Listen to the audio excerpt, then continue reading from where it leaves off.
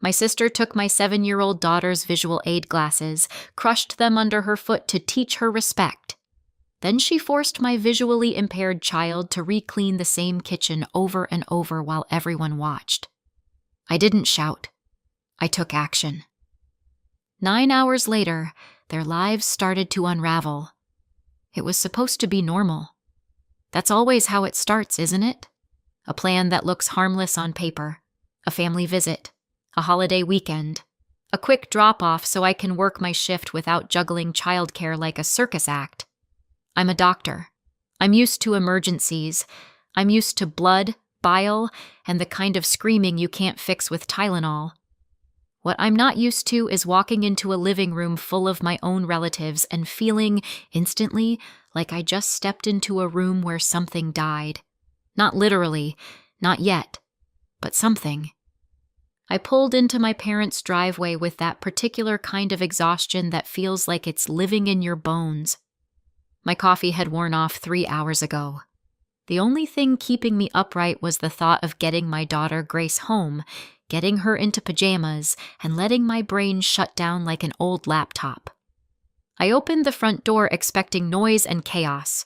The normal grandma's house soundtrack. Cartoons blaring, kids running, someone yelling about juice. Instead, the house felt staged, like the air had been wiped down. Mom was at the counter, stacking plates. Dad was in his chair like he'd been glued there. My sister Lauren was on the couch with her phone in hand, looking relaxed in a way that felt performative. And Grace? Grace was sitting on the rug, tiny and still, hands in her lap like she was waiting for a verdict. She didn't look up when I walked in. That hit me first. My kid is not dramatic. She doesn't perform emotions. She doesn't throw tantrums. When she's upset, she goes quiet. She turns inward. And right now she looked folded, small, tense, like she was trying to take up less space. Then I saw her hands, not mangled, not bleeding, just wrong.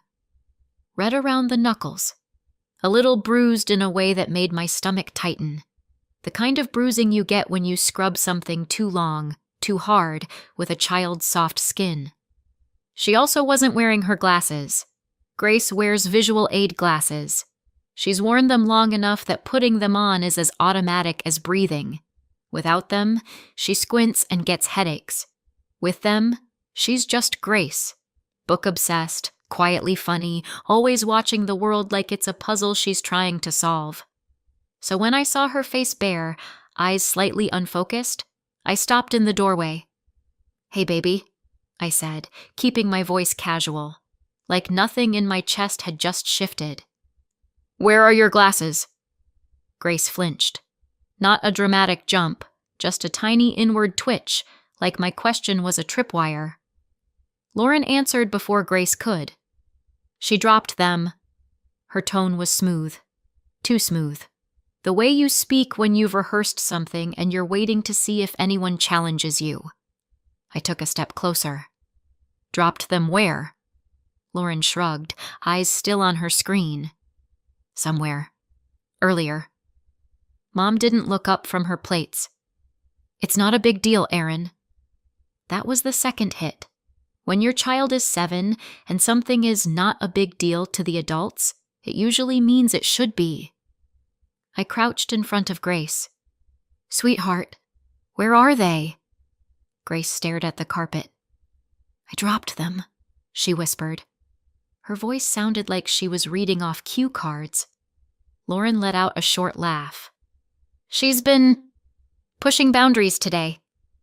I looked up. "What kind of boundaries?" Lauren finally raised her eyes from her phone. "Oh, you know, touching things she shouldn't. Not listening. Acting entitled." Mom slid a plate into the sink a little harder than necessary. "Kids need to learn." Dad turned a page in his newspaper like he was trying to disappear into it. Grace's shoulders stayed hunched. She kept her hands tucked tight in her lap, like she didn't trust them.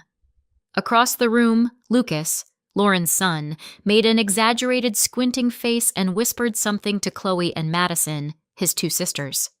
They giggled. Not loud enough to get in trouble. Just loud enough for Grace to hear. That's the kind of cruelty that always lands. Not a punch, not a scream. A quiet laugh that says, "We can do this right in front of you." I held my expression steady. I've learned how to do that in exam rooms and trauma bays. When you panic, people panic harder, so you don't. You become calm like it's a weapon. "Okay," I said. "Can I see them?" Lauren stood up, walked over to the side table, and picked up a little pile of something. She dropped it into my hand like she was giving me a receipt. Grace's broken glasses. The frame was bent. One lens had a crack that ran like lightning through the plastic. The hinge was twisted in a way that didn't look like gravity did it. Mom glanced at them and shrugged. "We'll figure it out." The cousins made another whispery noise. Grace didn't look up. I swallowed whatever was rising in my throat. "We're leaving." Mom finally looked at me. "Erin, I'm leaving," I repeated, still calm. Lauren lifted her chin. "Don't be dramatic." I didn't respond. I took Grace's backpack with my free hand and held out the other.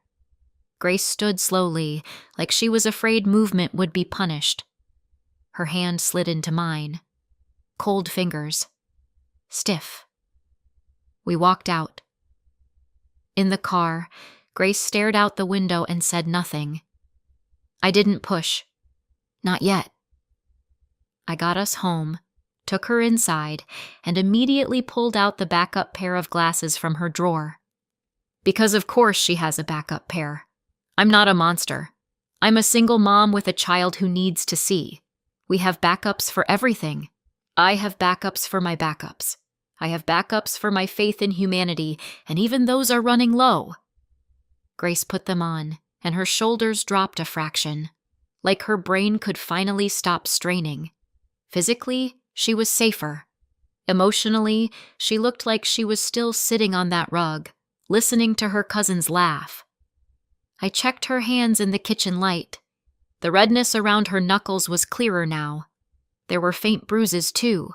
Nothing huge, but enough to make me want to drive back over there and rearrange the furniture with my bare hands. "Did you fall?" I asked softly. Grace shook her head. "Did you hurt your hands doing something?" Her eyes flicked up to mine, then away. "No." Cue cards again. I didn't press. I made dinner, mac and cheese, because I wasn't emotionally stable enough for vegetables. Grace barely ate. Later, after her bath, after pajamas, after I brushed her hair and pretended like my heart wasn't running laps inside my ribs, I sat on the edge of her bed. "Hey," I said. "Can you tell me what happened today? The real version." Grace's mouth tightened. She stared at the blanket like it might give her instructions. I kept my voice light. "You're not in trouble.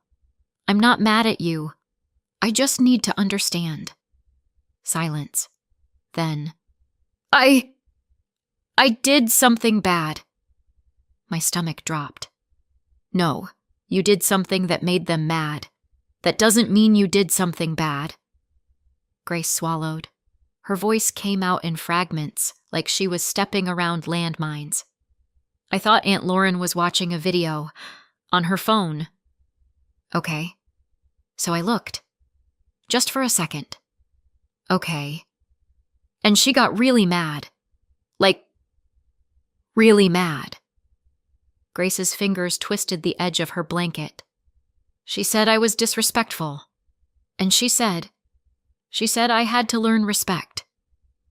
My hands went still in my lap. And then, she took my glasses. I didn't speak. I didn't breathe. "She threw them down," Grace whispered. "And she stepped on them. Like hard." Grace's voice cracked. "I told her I couldn't see. She said I should have thought about that." My brain tried to stay calm. My body tried to become fire. Grace kept going, quieter. Then she made me clean the kitchen. And I did, but she said it wasn't good enough. So I had to do it again. My eyes flicked to her hands. Again and again, Grace said. My hands hurt. And Lucas and Chloe and Madison were laughing and... Grandma watched. And Grandpa? I asked. Grace shrugged, tiny. He was there. The kind of answer that means he didn't stop it. Grace's voice turned smaller. I tried to be good. I tried really hard. I felt something inside me crack and stay cracked. Grace blinked rapidly. Mom, am I bad? I leaned forward and held her face gently between my hands. No! But, no, I repeated. You are not bad. What happened to you was bad. That's not the same thing. She started crying then, quietly, like she didn't want to get in trouble for taking up space. I held her until her breathing slowed. When she finally drifted toward sleep, I reached for my phone and opened the camera roll. I photographed the broken glasses from every angle. Then I sat in the dark kitchen, staring at the crushed frame like it was a crime scene. I didn't shout. I didn't call Lauren back. Not yet. I took a deep breath, the kind you take before you walk into an operating room. And I started making plans, because 9 hours after I found out what they did to my child, their lives started to unravel. People don't wake up one morning and decide to become cruel. They practice. They sharpen it like a skill. They wrap it in polite words. They teach it to their kids like it's manners. In my house growing up, Mom called it strict. Strict meant if you spilled milk, you got a lecture long enough to qualify as a college course. Strict meant if you spoke with attitude, you learned what fear tasted like. Dad didn't hit. Dad didn't yell. Dad perfected the art of being physically present while spiritually checked out. He sat in his chair, sighed when Mom got loud, and acted like silence was neutrality instead of consent. Lauren figured out early how to survive in that ecosystem. Smile at the right moments. Say, yes, ma'am. Become the good kid. And once she did, the lightning stopped hitting her. It hit me instead. That's how families like this work. They don't change. They just pick a target. By the time I was a teenager, I could read footsteps like weather. Fast steps meant rage. Slow steps meant lectures. Silence meant something worse was coming. Lauren learned to use it. If she broke something, she'd cry first. If she got caught, she'd gasp like she'd been betrayed. Mom would swoop in, comfort her, then turn toward me like I'd committed a felony. I don't know when exactly I stopped expecting fairness. It wasn't a dramatic moment. It was more like erosion. One tiny injustice at a time until you just accept the shape of your life. I became a doctor because it was the first place rules made sense.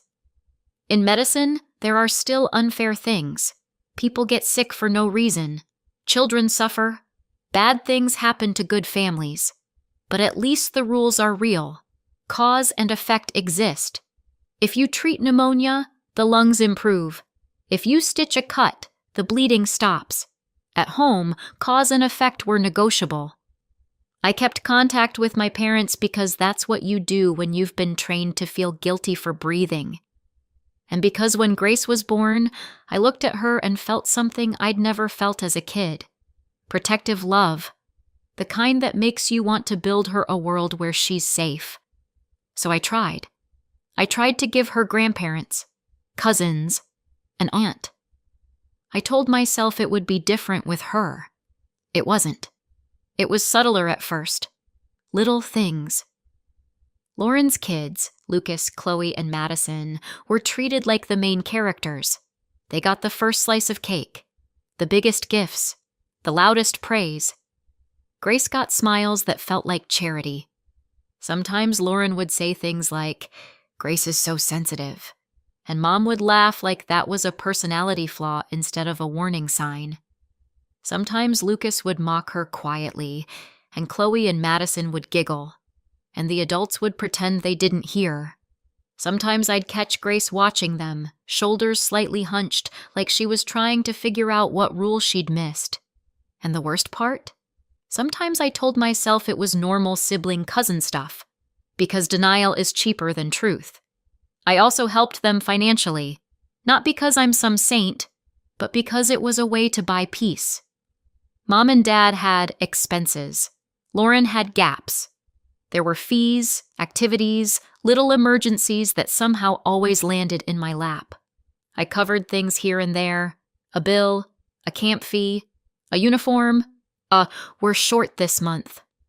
Some of that occasional help went toward Lauren's kids, activities, fees, little gaps I filled, while Grace still got treated like she should be grateful just to be included. It was the family version of rent, pay to stay tolerated. And then there was Raymond Whitman, Uncle Ray. Technically, he was my uncle, maybe great-uncle, depending on how you count family trees. To Grace, he was just Uncle Ray, because he was the only one who made her feel like she wasn't taking up too much space. He remembered her birthday. He asked about her books.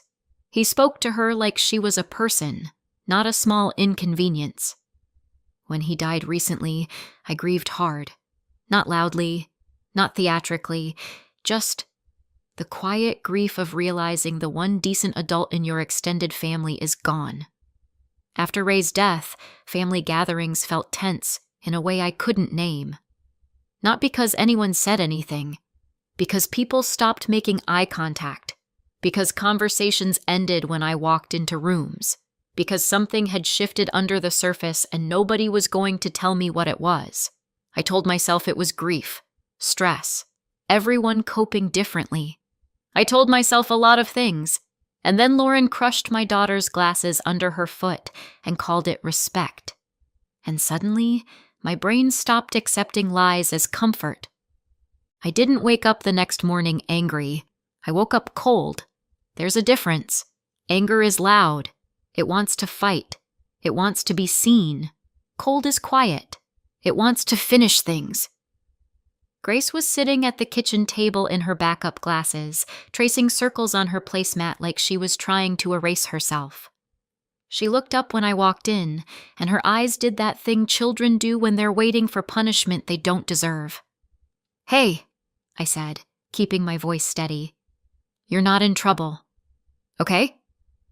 She nodded, but her shoulders stayed tight. I made coffee, opened my laptop, and logged into my bank account. I didn't do it dramatically.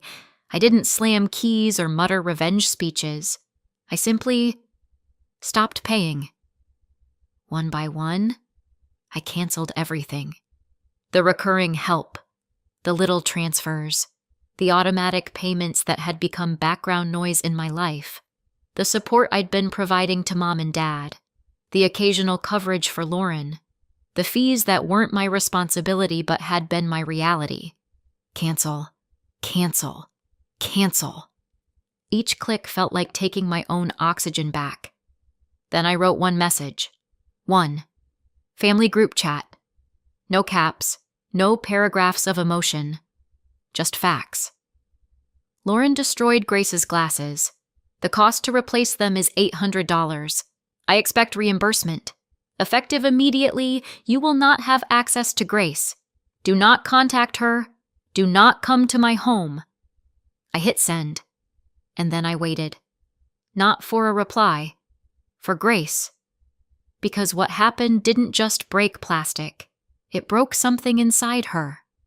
After breakfast, Grace lingered near the doorway of the living room like she didn't know where she was allowed to exist. "Mom?" she asked. "Yeah?" Her voice was small. "Why was Aunt Lauren so mad at me?" I sat on the couch and patted the cushion beside me. Grace sat carefully, like the couch belonged to someone else. "I don't know," I said honestly. "But you didn't deserve what she did." Grace stared at her hands. The faint bruising on her knuckles was still there, like a quiet signature of what happened. I didn't even... I didn't even do anything, she whispered, and her voice wobbled in that way that makes you want to break the universe in half for hurting your kid. I kept my tone calm. Tell me what you remember. Grace hesitated. It was stupid. Okay. I thought she was watching a video, like TikTok. I nodded. Kids are kids. Curiosity is not a crime. And when I looked, Grace said, brow furrowing, it wasn't even interesting. It was boring, like grown-up stuff. What kind of grown-up stuff? She scrunched her face like she was trying to pull the memory out of fog. Like an email. I didn't read it. I just saw words. Any words you remember? Grace shook her head, then paused. There was a word. Like trust? I don't know what that is. My coffee stopped tasting like coffee. Grace kept going, unaware she'd just dropped a grenade into my lap. And I saw Uncle Ray's name, she added, still focused on how unimportant it seemed. Just for a second. I didn't even want to read it. Aunt Lauren just got mad right away. She shrugged, like the most confusing part was that her aunt had overreacted to something boring. I kept my face neutral through sheer willpower. Okay, I said softly. Thank you for telling me. Grace's eyes flicked up. Am I in trouble? No, I said, and this time my voice didn't shake. You're safe. She exhaled, like she'd been holding her breath since yesterday. I hugged her, held her longer than usual, not because she needed it, though she did, but because I needed the reminder that she was here, with me, and not on someone else's floor scrubbing until her hands bruised. Then my phone rang. Lauren. Mom and Dad were on speaker within 10 seconds, like this was a coordinated emergency. Lauren didn't even bother with hello. What is this message? Mom's voice cut in, sharp. Aaron, what are you doing? I kept my voice flat. I'm done. Lauren scoffed. Done with what? Your tantrum? You destroyed Grace's glasses, I said. You're paying for them, and you're not seeing her. Lauren snapped too fast. That's not what happened. Mom chimed in immediately, like she'd been waiting for her cue. She dropped them. And you're canceling payments? Lauren added, like that was the real crime. Are you serious right now? Dad said nothing. Of course. Lauren's denial came out sloppy, tangled with justifications she couldn't help herself from adding.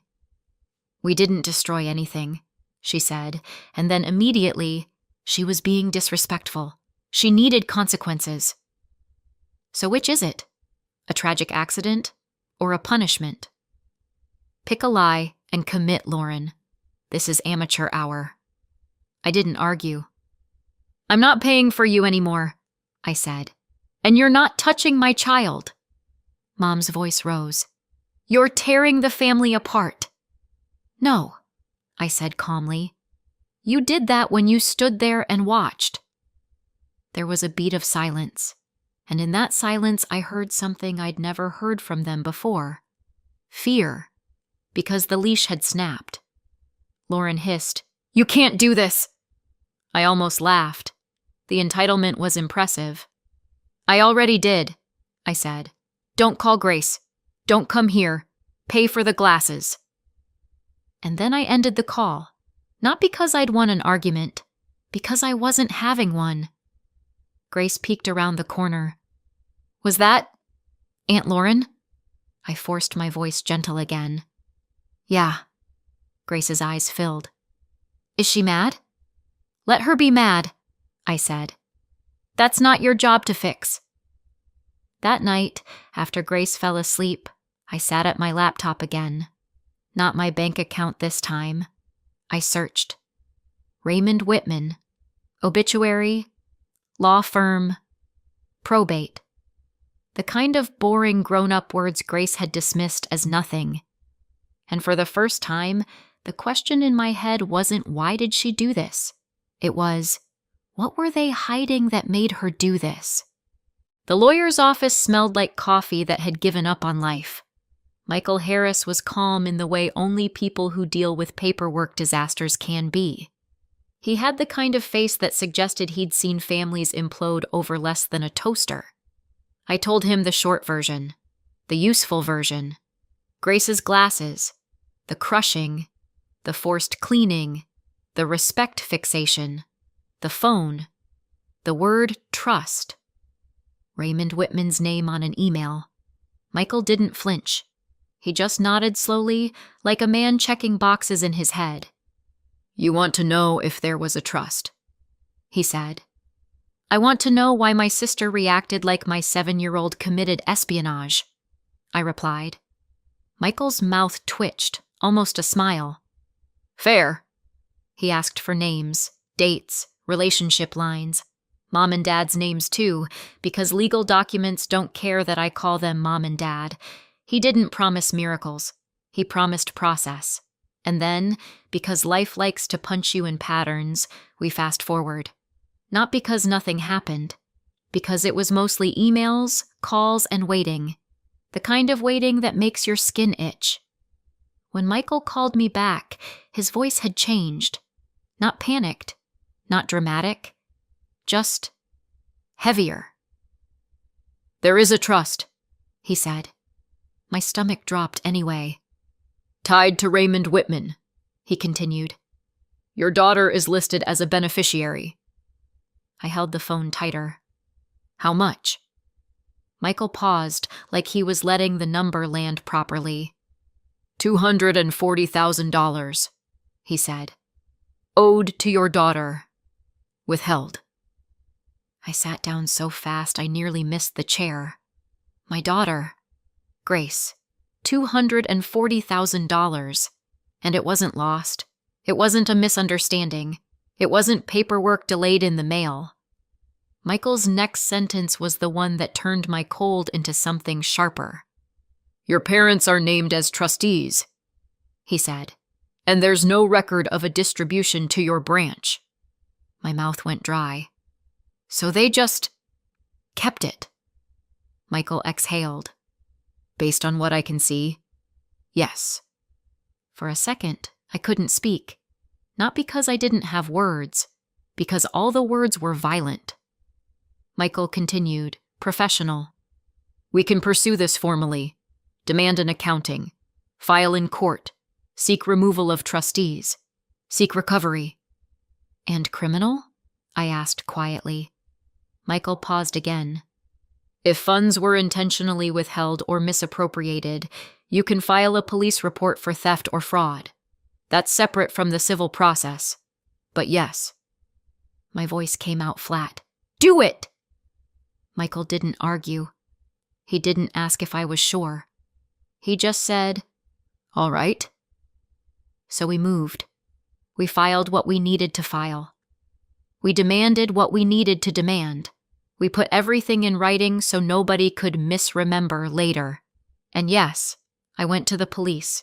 Not for the glasses, not for the kitchen, for the theft. For the fact that adults who called themselves my family had looked at my daughter's future and decided it belonged to someone else. The report itself was the most surreal part. Sitting in a chair under fluorescent lights, explaining that my parents had withheld $240,000 owed to my child. The officer's eyebrows climbed higher with every sentence. "Your parents were trustees?" he repeated. "Yes."